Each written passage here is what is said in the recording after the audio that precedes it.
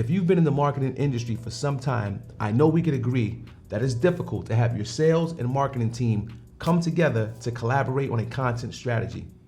But what if I told you that there were 3 simple activities that you can do together with both teams that would allow you to fill your content calendar with information that your prospects were actively seeking?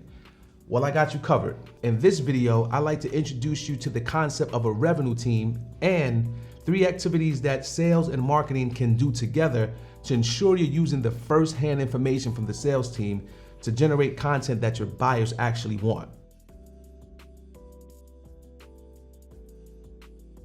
Hey, what's going on? It's Terrence, video content producer here at Impact, and let's dive right into it. There is no doubt about it. There is no argument to be had. Companies that have their sales and marketing teams working together show a greater return on investment than companies that don't. This is a fact. If you are doing inbound marketing, I'm going to assume that you are creating content on a consistent basis that's going to inform and educate your prospects along their journey to making a purchasing decision. Those are the basics. Let's take this a step further. If your business is doing a good job at making sure the sales and marketing teams are aligned, the content that you create and publish won't come solely from the marketing team. No. Instead, the content ideas are going to be generated from a collaboration between both sales and marketing. Unfortunately, many inbound marketing teams and inbound sales staff don't know how to make this collaboration happen, at least not effectively. For some reason, this topic is often overlooked, but it is vital to your content marketing success. In order to produce content that speaks directly to your buyer, you must get the sales team involved. This is not up for discussion nor debate. This is a must. Why? Oh, that's easy. No one knows your customer as well as the sales team. They know what the buyer needs. They know what the buyer is looking for. They've heard the majority, if not all, the questions the buyer is going to ask. They know the buyer's pain points, their triggers, and most importantly, they know what motivates them to buy. Why wouldn't you want to work with the sales team to create content? It's a no-brainer. Let's look at a few things you can do to get started. Okay, the first thing you have to do is ditch the silos and bring both teams together.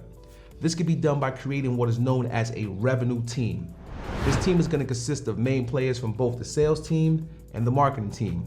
They're going to get together bi-weekly and discuss topics based on questions that the sales team hears every day. These are going to be questions or concerns that they get asked all the time, which we call 80% questions that indicate that a buyer is far away from making a decision, and questions that expose gaps in information that are necessary for the key decision makers to give the go-ahead. With this information, the marketing team can now produce meaningful content that will specifically address these questions and concerns. This will help build trust with buyers and shorten the sales cycle. Be sure to hit that like and subscribe button to stay up to date with cool marketing tips from Impact. Once you've gotten your revenue team established and you've had a few meetings, you can now conduct a blog post session. This is a cool activity where everyone on the team gets together and brainstorms the top 50 questions or concerns that the sales team gets asked on a regular basis. You can then use an upvote system to prioritize which topics gets tackled first. These will most likely be big 5 topics, which are the most common questions that buyers ask in any industry. For more information on big 5 topics, watch this video here. Now, a watch party is an activity where members of both teams get together and watch sales calls.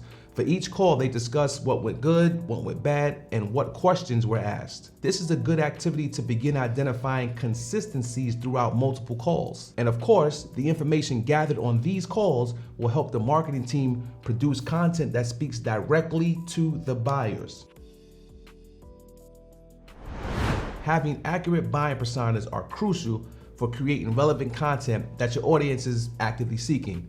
Now, the sales team, they're at the forefront of client interaction. Once again, they're going to be the best source you have in creating and refining buying personas. As times change and markets shift, your buying personas may begin to look different as well. It's important to stay on top of this and keep your ear to what the market is asking for, not what you think the market needs. The sales team often hears the problems buyers have with the product, service, or the industry itself. They will be able to help the marketing team establish accurate personas, identify their pain points, and the triggers that motivate them to take action.